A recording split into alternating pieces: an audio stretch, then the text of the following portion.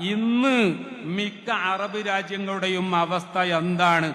രാജ്യങ്ങളുടെ ഒന്നും പേര് ഞാൻ പറയുന്നില്ല. അൽ-ഖായിദയായാലും ദായിഷ് ആയാലും അൽ-ഖായിദ ഫിൽ മഗ്രിബുൽ ഇഫ്രീഖി എന്നാണെങ്കിലും ഇനി മറ്റ് ബോക്കോ ഹറാം തുടങ്ങിയ സംഘടനകളാണെങ്കിലും ഇവരൊക്കെ തീവ്രവാദവുമായി മുന്നോട്ട് വന്നത് ആദ്യം മുസ്ലിമീങ്ങളെ മുശ്രിക്കീങ്ങളായി പ്രഖ്യാപിച്ച് അവരെ കൊല്ലണം എന്ന് പ്രഖ്യാപിച്ചുകൊണ്ടായിരുന്നു പ്രിയപ്പെട്ടവര്.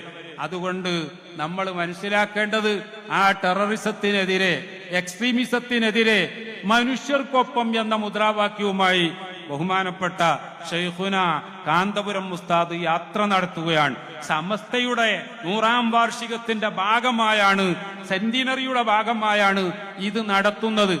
ആ സിറിയയിലെ, ഈജിപ്തിലെ, ലിബിയയിലെ, മൗറിട്ടാനിയയിലെ, മൊറോക്കോയിലെ, സൊമാലിയയിലെ, സുഡാനിലെ, യമനിലെ അവസ്ഥ ഈ നാട്ടിലെ മുസ്ലിമീങ്ങൾക്ക് എന്തുകൊണ്ട് വന്നില്ല എന്ന ചോദ്യത്തിന് ഒരൊറ്റ മറുപടി ഈ സമസ്ത കേരള ജംഇയ്യത്തുൽ ഉലമയുടെ നേതാക്കൾ ഈ ജനലക്ഷങ്ങളെ എപ്പോഴും സമാധാനത്തിന്റെ വഴി മാത്രമേ തെരഞ്ഞെടുക്കാവൂ. ടെററിസം അത് ഇസ്ലാമിന് ഒരിക്കലും അംഗീകരിക്കാൻ പറ്റിയതല്ല.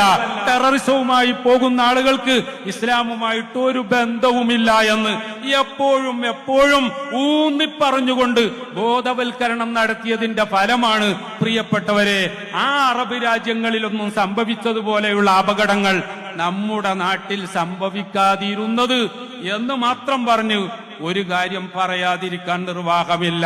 ലോക്കൽ ബോഡി ഇലക്ഷനുകളിലാണെങ്കിലും ഇനി വരാൻ പോകുന്ന നമ്മുടെ നിയമസഭാ ഇലക്ഷനിലാണെങ്കിലും ഇനി പാർലമെന്റ് ഇലക്ഷനുകളാണെങ്കിലും വോട്ട് കിട്ടണം എന്നൊരു ഉദ്ദേശത്തോടു കൂടി മാത്രം നേരത്തെ പറഞ്ഞ തീവ്രവാദ ചിന്ത ഉള്ള ആളുകളെ അവർ ഏത് പാർട്ടിയുടെ ലേബലിൽ പ്രവർത്തിക്കുന്നവരാണെങ്കിലും അവരെ കൂട്ടുപിടിക്കുന്നത് കൊണ്ട് വലിയ അപകടമാണ് ഈ രാജ്യത്തുണ്ടാവുക. അതുവഴി കേരളത്തിൽ ഇതുവരെ അന്യമായിരുന്ന തീവ്രവാദം കേരളത്തിലേക്ക് കൂടി കടന്നു വരാനും ശക്തിപ്പെടാനും ഈ രാഷ്ട്രീയ പാർട്ടിക്കാരുടെ ഇത്തരം സമീപനം കാരണമായേക്കാം എന്ന ഭയം ഈ പ്രസംഗത്തിന്റെ അവസാനമായി നിങ്ങളോടൊക്കെ ഷെയർ ചെയ്തുകൊണ്ട് ഞാൻ അവസാനിപ്പിക്കുന്നു. അസ്സലാമു അലൈക്കും വറഹ്മത്തുള്ളാഹി വബറകാതുഹു.